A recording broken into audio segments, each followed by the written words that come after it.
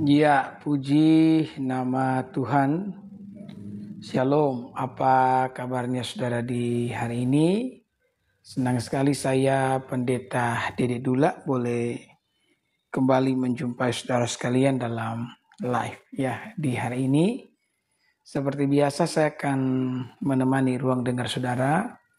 Bersama kita akan diberkati dengan perenungan firman Tuhan di kesempatan kali ini. Nantinya bagi setiap Bapak Ibu yang membutuhkan topangan doa, saudara bisa menyertakan setiap pokok doa saudara pada kolom komentar. Nanti sama-sama kita akan berdoa selepas saya menyampaikan kebenaran firman di kesempatan kali ini. Dan mari bersama sebelum kita mendengarkan firman kita berdoa. Terima kasih Tuhan buat kesempatan yang Kau berikan bagi kami untuk kami kembali merenungkan sebagian daripada sabda firman. Hamba doa Engkau berkati agar perenungan ini menjadi kekuatan dan harapan iman bagi setiap kami yang mendengarkannya. Di dalam nama Yesus kami berdoa bersyukur. Amin. Puji Tuhan. Saya memberikan tema perenungan kita di hari ini, yakni bersandar kepada Allah. Mari kita buka dalam Matius pasal yang kedua. Matius pasal yang kedua dan kita akan baca ayat 19 dan ayat yang ke-20. Setelah Herodes mati, nampaklah malaikat Tuhan kepada Yusuf dalam mimpi di Mesir. Katanya, bangunlah, ambillah anak itu serta ibunya dan berangkatlah ke tanah Israel karena mereka yang hendak membunuh anak itu sudah mati. Saudara, kita melihat bagaimana ketika Allah bekerja menyatakan kehendaknya khususnya kepada Yusuf dan Maria yang merupakan orang tua daripada Kristus Yesus secara manusia, itu sangat berbeda dengan cara Allah berbicara kepada hamba-hamba Tuhan yang lainnya. Yang dimana hal ini menyatakan bahwa Allah itu bekerja sesuai dengan caranya dan bukan dengan cara setiap kita. Kepada Yusuf dia berbicara melalui malaikat di dalam mimpi. Sementara kepada Yosua Allah berbicara juga menggunakan malaikat tetapi bukan di dalam mimpi tetapi di dalam reality. Ketika dia melindungi Yusuf dan Maria bahkan bayi Yesus dari kejaran Herodes, maka Allah memerintahkan Yusuf untuk membawa Maria dan bayi Yesus menyingkir ke Mesir agar jauh daripada jangkauan Herodes. Kalau kita mengingat di perjanjian lama, ada seorang hamba Tuhan yang bernama Elisa yang menghadapi kesulitan yang hampir sama dengan Yusuf dan Maria pada waktu itu, di mana Elisa dikejar oleh Raja Aram. Raja Aram hendak membunuh Elisa oleh karena segala rencana yang direncanakan Raja Aram bersama dengan panglima perangnya di dalam perang yang berbulan-bulan ketika berhadapan dengan orang Israel. Semua rancangan mereka, strategi perang mereka itu diketahui persis oleh Elisa. Dan tentu saja Elisa mengetahuinya secara ilahi, secara adikodrati. Kenapa? Karena tidak ada seorang pun memberitahukan segala strategi dan rancangan perang, rencana perang daripada orang Aram. Tetapi Tuhan yang memberitahukan itu kepada Elisa, sehingga kemudian Elisa memberitahukan itu kepada Raja Israel. Dan pada saat Raja Israel mengetahui hal tersebut dan mereka menyusun rencana, dan pada akhirnya pada saat peperangan itu terjadi antara Aram dan Israel, Israel mengalami kemenangan yang luar biasa. Maka menelan kekalahan yang telak membuat Raja Aram benar-benar menjadi marah. Kemudian dia bertanya kepada para pegawainya, siapa yang memihak kepada orang Israel? Kenapa? Karena dia merasakan bahwa semua rencana strategi perang yang telah dirancang itu diketahui semua oleh pihak lawan. Maka kemudian ada seorang pegawainya datang dan berkata, Tuanku, tidak ada seorang pun di antara kita yang menjadi mata-mata di sini. Tetapi sesungguhnya di Israel ada seorang nabi bernama Elisa. Dialah yang mengetahui semua rancangan kita. Bahkan perkataan yang Tuanku sampaikan di dalam kamar tidur itu didengar oleh Elisa. Maka Raja Aram memerintahkan saudara-saudara anak buahnya pada waktu itu untuk menangkap Elisa. Maka datanglah mereka dengan pasukan yang sangat banyak. Ya, mereka datang di tempat tinggalnya Elisa.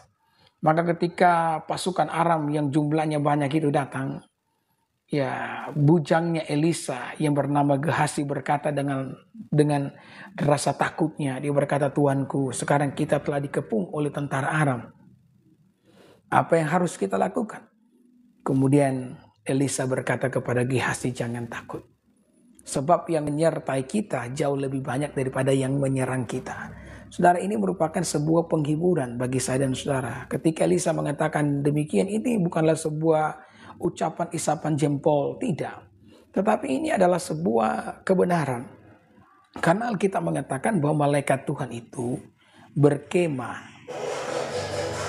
di sekitar orang percaya. Jadi kalau kita disebut sebagai orang percaya, maka Tuhan mengirimkan malaikatnya untuk berjaga-jaga dalam kehidupan setiap kita. Maka tidak ada satupun serangan musuh yang akan mempan. Makanya ada ayat Alkitab yang mengatakan bahwa senjata bisa ditempa untuk menyerang orang percaya, tetapi tidak ada satupun senjata yang ditempa itu akan sukses. Bersatu jalan mereka akan menyerang saudara, tetapi dengan bertujuh jalan Tuhan akan mengusir mereka semua. Maka yakinilah, imanilah bahwa pada hari ini engkau ada dalam perlindungan tangan perkasa Allah. Bukankah Alkitab juga mengatakan dengan jelas bahwa selai rambut pun yang jatuh di kepala kita itu harus seizin Tuhan. Kalau sehelai rambut saja harus seizin Tuhan, apalagi nyawa setiap kita. Ketika iblis datang kepada Allah untuk menggocok kehidupan daripada Ayub, maka Tuhan pun berkata kepada setan bahwa apapun yang dimiliki oleh Ayub sekarang kuasanya kuberikan ke tangan. Tetapi ingat, engkau tidak boleh menyentuh nyawanya. Jadi biar ini menjadi penghiburan bagi saya dan saudara, khususnya Anda yang merasa takut dengan semua apapun yang sementara Anda alami, ingat, yakini bahwa Tuhan itu beserta dengan kita. Maka kemudian Elisa pun berkata, "Tuhan, bukakanlah mata hambaku ini." Maksudnya mata Gehasi. Maka Gehasi pun matanya terbuka dan Gehasi bisa melihat ada ribuan tentara Allah, malaikat Allah yang berkemah di sekitar kediaman daripada Elisa, dan hal itu membuat Gehasi menjadi sangat tenang. Saudara, ketika pasukan musuh semakin mendekat, maka Elisa pun kembali berdoa, "Ya Allah, butakanlah mata para tentara Aram." Maka mata tentara Aram ini dibutakan oleh Tuhan, bukan secara total, tetapi sepertinya Tuhan menaruh selubung di mata mereka, sehingga mereka tidak bisa mengenali Elisa yang di hadapan mereka. Mereka bertanya kepada Elisa yang tidak mereka kenali, "Di manakah rumah Elisa?" Padahal orang yang mereka tanyai itu adalah Elisa sendiri. Kemudian Elisa menuntun mereka masuk ke dalam kota. Dan ketika mata mereka disingkapkan, pasukan Aram ini menjadi kaget. Kenapa? Karena mereka telah berada di dalam kota dan dikelilingi oleh pasukan Israel, siap untuk membantai mereka. Maka raja pun bertanya kepada Elisa, "Tuan, bagaimana? Haruskah kita membantai mereka?" Dan Elisa berkata, jangan pernah membantai tawanan. Persiapkanlah makanan buat mereka. Dan setelah mereka kenyang, biarkan mereka pulang ke bangsa mereka.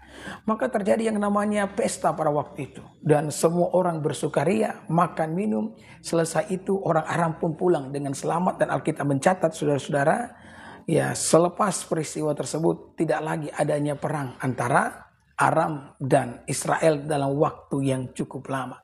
Jadi ketika kita membaca kisah ini, saudara-saudara, kita mengerti bahwa Elisa mengalami perlindungan secara adikodrati, di mana Tuhan membutakan mata para lawannya.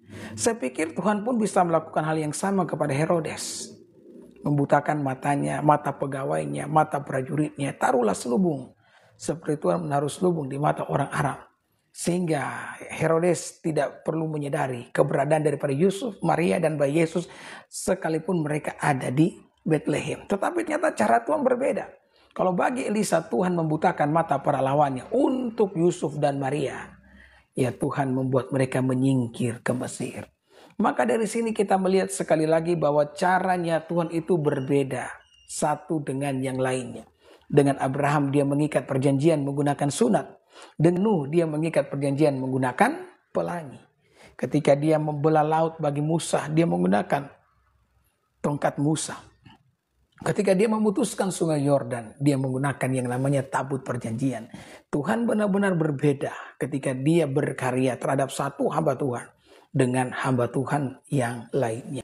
Nah, hal ini terjadi kenapa saudara? Karena dia Tuhan. Tuhan itu kan saudara-saudara hampir sinonim dengan kata Tuhan. Bahkan kalau kita membaca dalam perjanjian baru, kata Tuhan dan Tuhan itu berasal dari kata yang sama, yakni kurios. Artinya dia yang mengatur. Maka bagian kita dalam hidup ini adalah berserah pada pengaturan Tuhan. Bukannya kita yang mengatur Tuhan. Jadi kalau kita yang mengatur, Tuhannya diganti. Bukan lagi dia, melainkan kita. Di dalam Yesaya pasal 55 jelas dikatakan di sana ayat 8. Sebab rancanganku bukanlah rancanganmu. Dan jalanku bukanlah jalanmu. Kata firman Tuhan. Seperti tingginya langit dari bumi. Demikianlah tingginya rancanganku daripada rancanganmu. Dan jalanku daripada jalanmu. Dengan membaca ayat ini dan melihat kisah-kisah dalam Alkitab bagaimana Allah itu berkarya dalam caranya, maka kita mendapati satu kebenaran bahwa Allah itu tak terduga dalam jalannya. Makanya kenapa kita bernyanyi, tak terbatas kuasamu, tak terduga jalanmu, ya, jalan Tuhan tak terduga.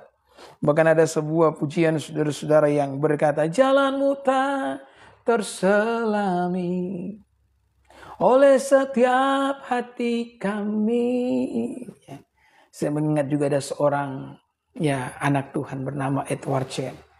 Pernah mengalami sebuah pergumulan yang sangat berat sekali, di mana hubungannya dengan kekasihnya tidak direstui oleh calon mertua. Dan dia pikir bahwa hubungan mereka itu tidak akan berlanjut. Padahal Edward Chen ini sudah sangat sayang sekali, cinta sekali dengan kekasihnya. Maka di tengah-tengah permulaan yang seperti itu, dia pun menciptakan sebuah pujian. Hatiku percaya saat ku tak melihat jalanmu, saat ku tak mengerti rencanamu. Jadi jalan Tuhan tak terduga, jalan Tuhan kadang-kadang tak dapat kita pahami.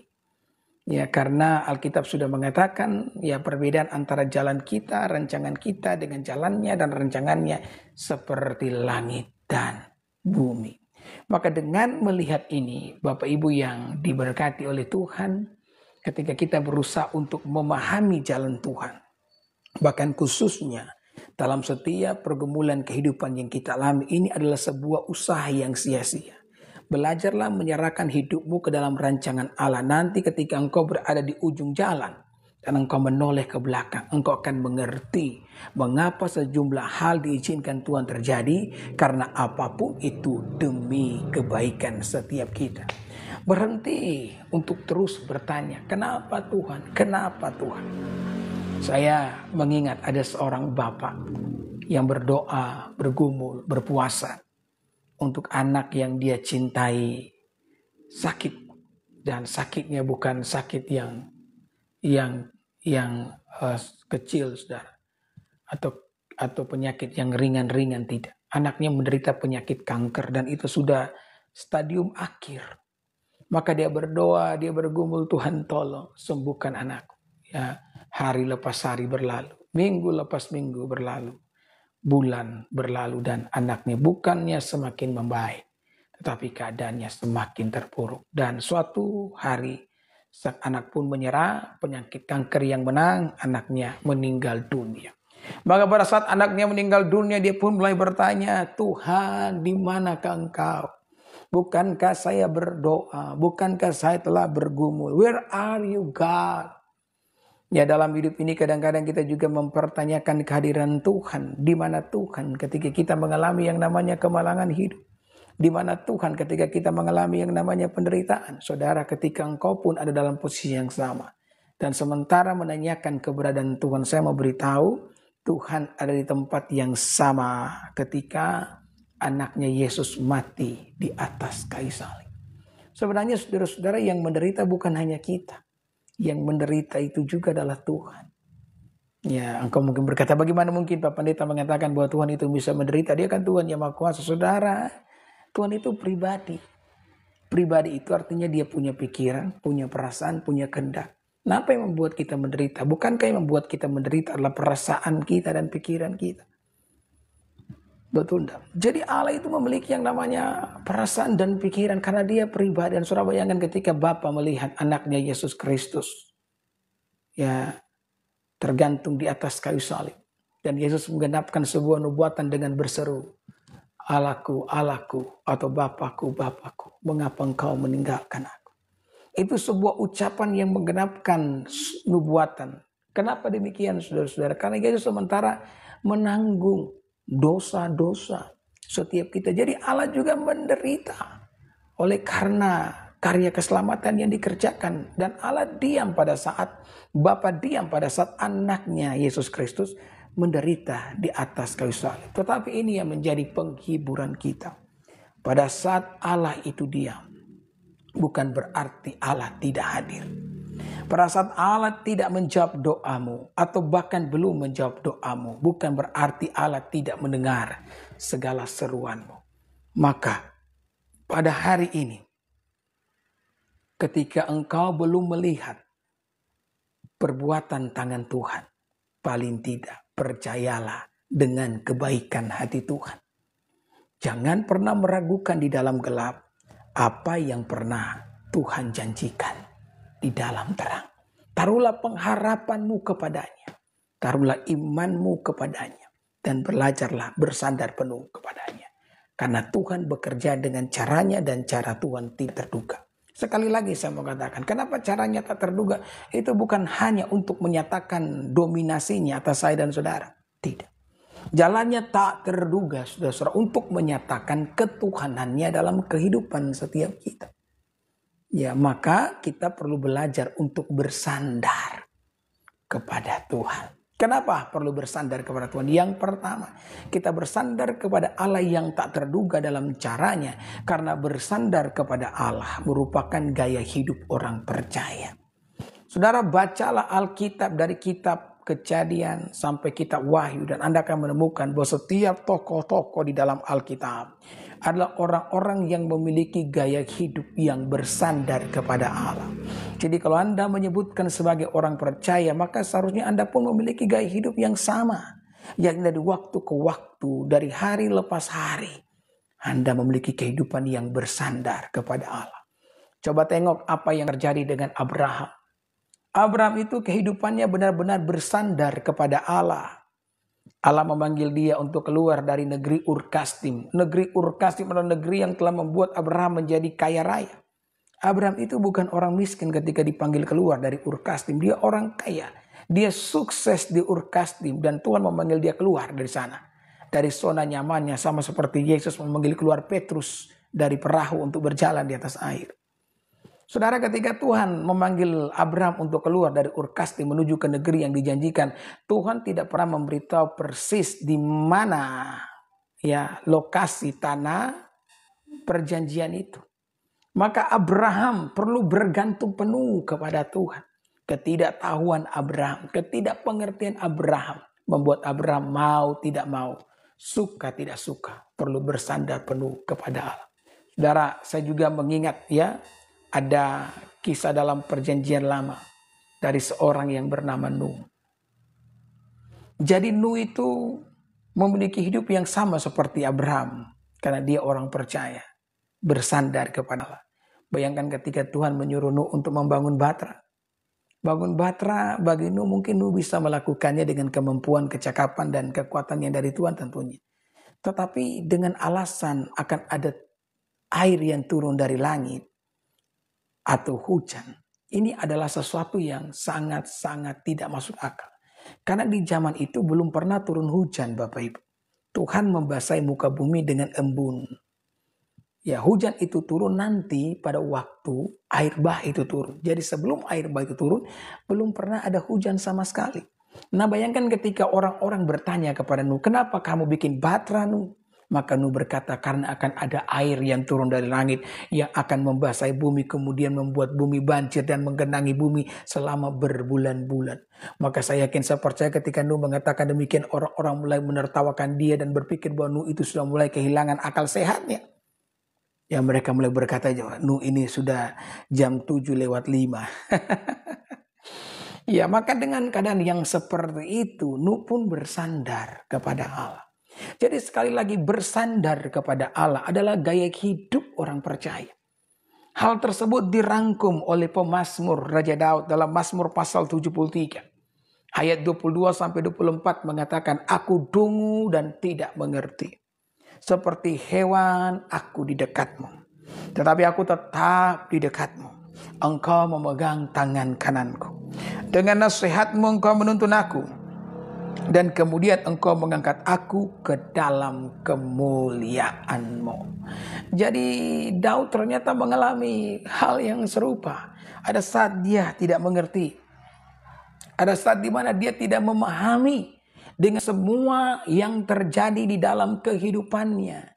Tetapi saudara-saudara, ketika dia melalui semuanya itu, Alkitab mengatakan dia duduk di kaki Tuhan. Artinya di dalam hadirat Tuhan. Dia bersandar penuh kepada Allah. Haleluya. Maka bersandar kepada Allah sekali lagi Bapak Ibu yang diberkati oleh Tuhan merupakan cara kita. Ya, orang percaya yang memiliki gaya hidup percaya kepada Allah. Kalau saudara tidak memiliki gaya hidup yang seperti ini, saudara akan stres. Hari-hari ini terlalu banyak orang yang stres oleh karena pergumulan kehidupan, oleh karena masalah-masalah yang sangat berat. Kenapa demikian? Karena mereka tidak mau bersandar kepada Allah. Saudara, kekuatan kita tidak seberapa. Dan jangan hanya mengandalkan kekuatan saudara yang tidak seberapa itu. Bukankah ada ayat Alkitab yang juga telah tertulis pada setiap kita, terkutuklah orang yang mengandalkan kekuatannya sendiri. Tetapi diberkatilah orang yang mengandalkan kekuatan Tuhan. Baru-baru ini kita dikejutkan dengan sebuah peristiwa yang terjadi di Kalimantan Barat. Di mana ada seorang ibu tiri yang menganiaya anak tirinya sampai mati.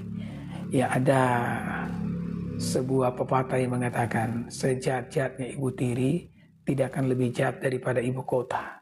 Saya pikir peristiwa yang terjadi barusan ini kembali telah membuat image buruk kepada seorang ibu tiri yang walaupun saya tahu tidak semua ibu tiri model begitu, masih banyak juga ibu tiri yang baik.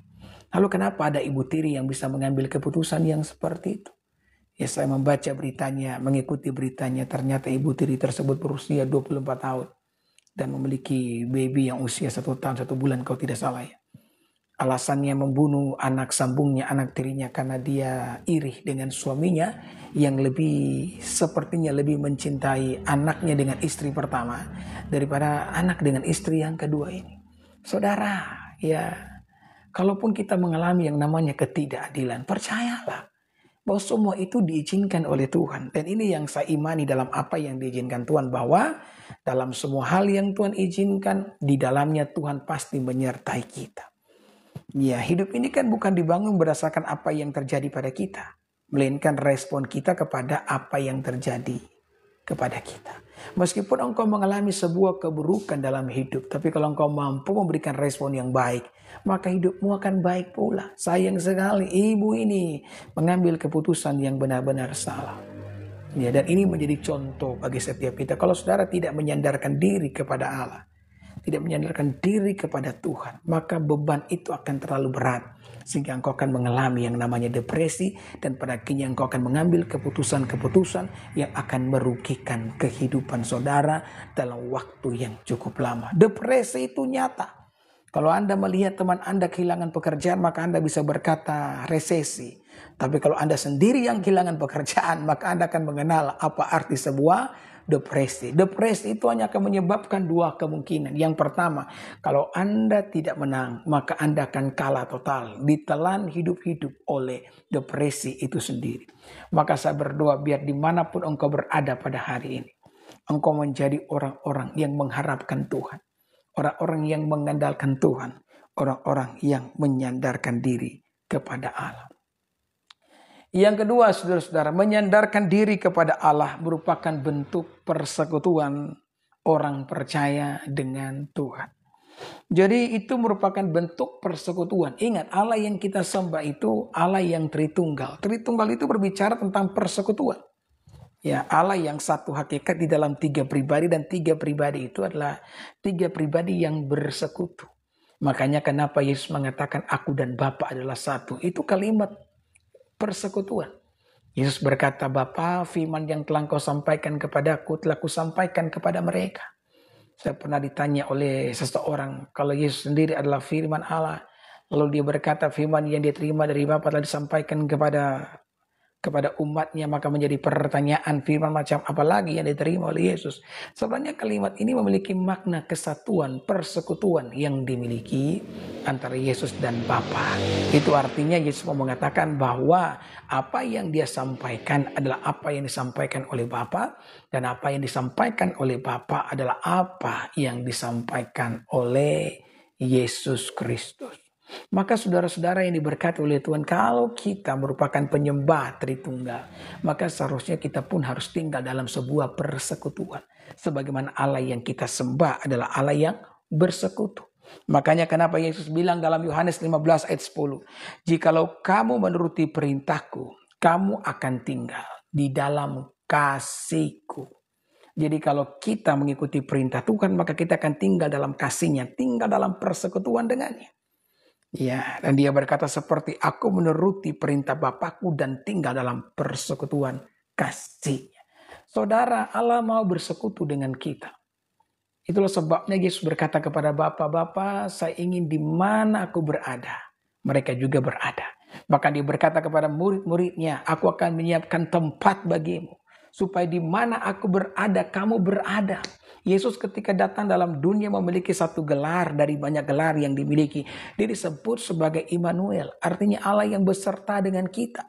Hal itu diteguhkan dalam kitab Ibrani di mana dia sendiri berfirman bahwa aku sekali-kali tidak akan pernah membiarkan engkau dan aku sekali-kali tidak akan meninggalkan engkau. Jadi Tuhan menginginkan yang namanya persekutuan, bersandar kepada Allah yang pekerjaannya tak terduga itu merupakan bentuk persekutuan kita dengan Allah. Maukah Anda bersekutu dengan Allah di dalam kehidupan ini? Ya.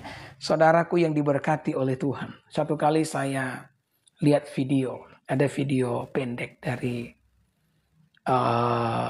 podcastnya Melanie Ricardo. Pada waktu itu yang datang sebagai bintang tamu adalah Veronica Tan, yang merupakan istri pertama daripada Basuki Cahayapurnama.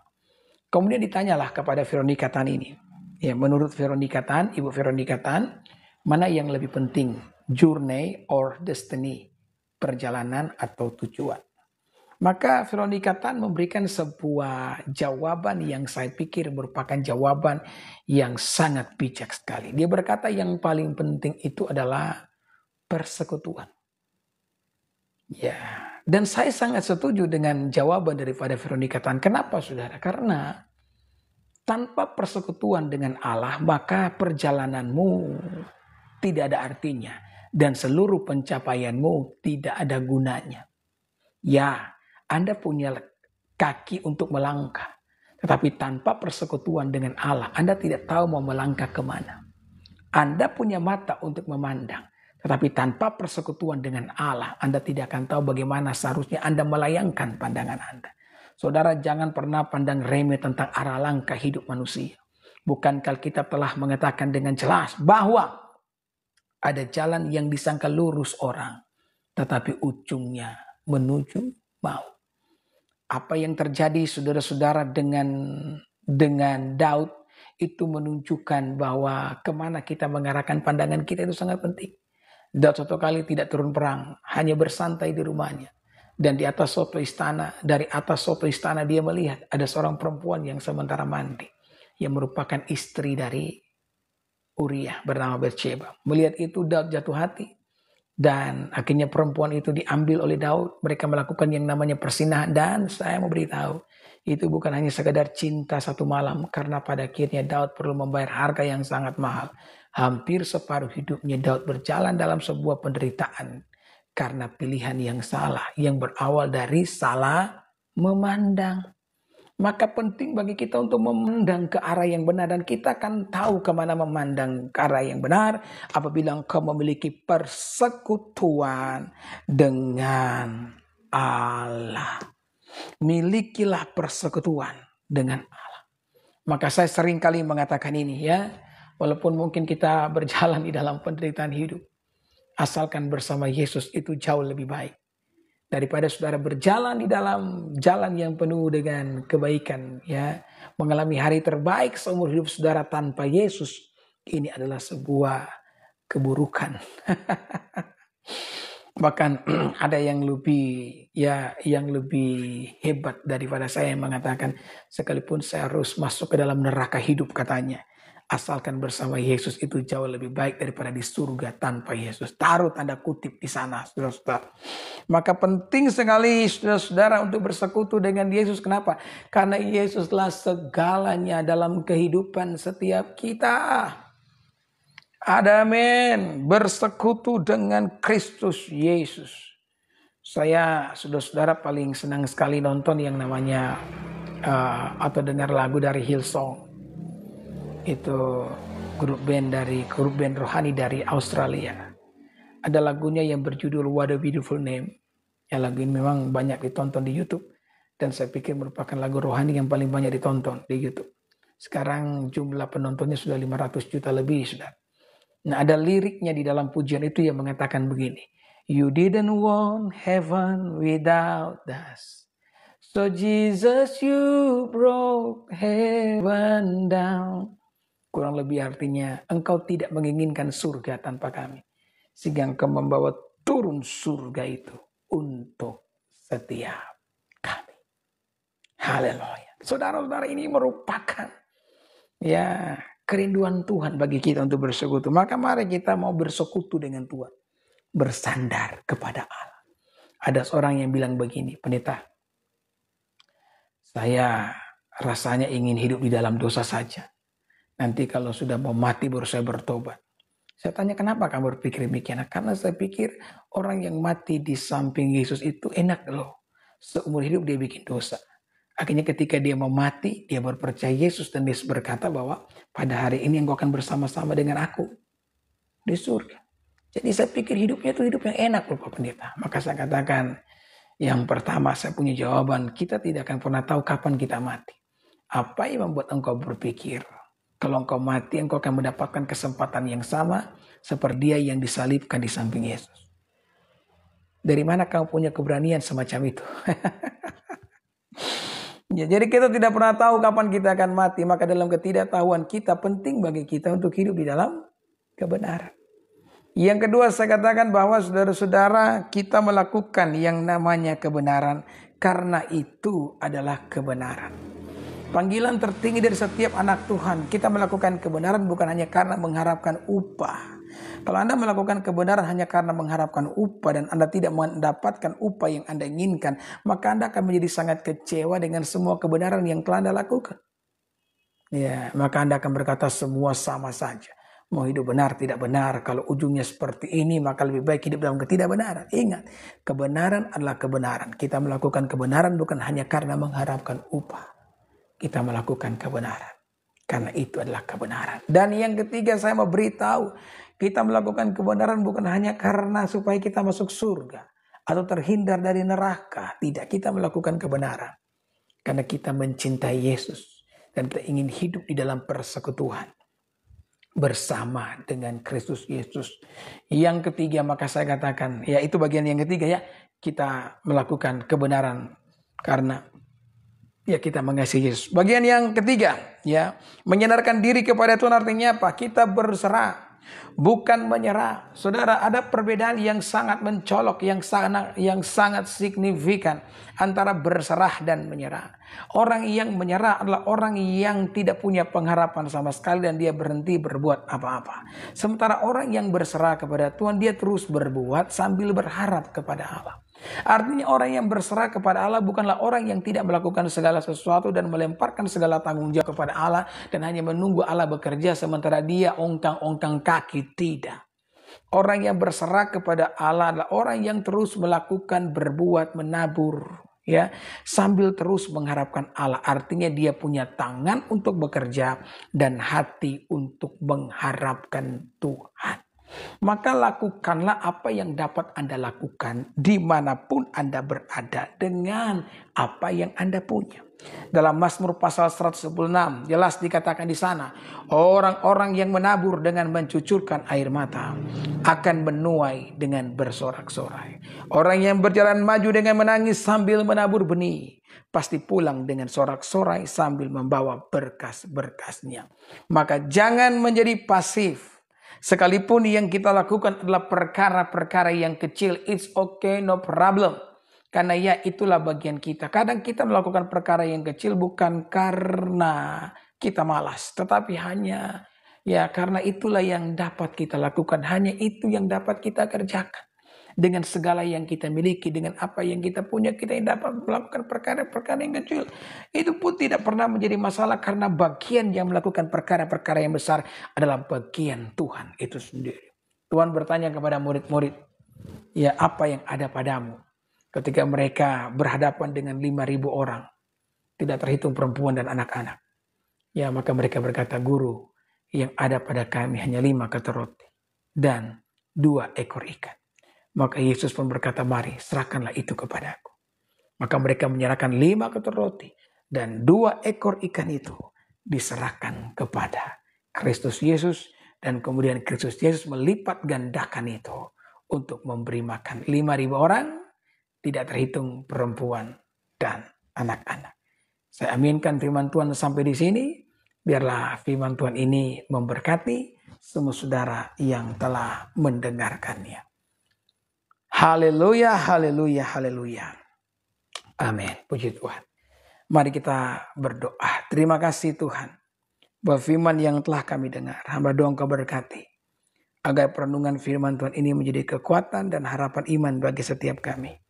Sehingga kami Tuhan mau menjadi orang-orang yang setia melakukan firman. Yang bersandar penuh kepada Engkau.